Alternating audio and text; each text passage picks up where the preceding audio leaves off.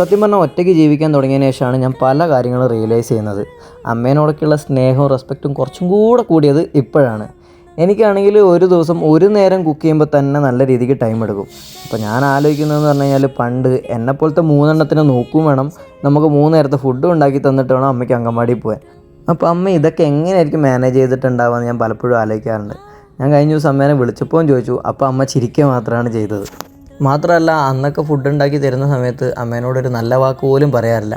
പക്ഷേ ഇന്ന് ഞാൻ കുക്ക് ചെയ്യുന്ന സമയത്ത് എൻ്റെ ഫുഡ് ആരെങ്കിലും കഴിച്ച് അതിനെക്കുറിച്ച് നല്ല വാക്ക് പറയുന്നത് കേൾക്കാൻ എനിക്ക് ഭയങ്കര ഇൻട്രസ്റ്റാണ്.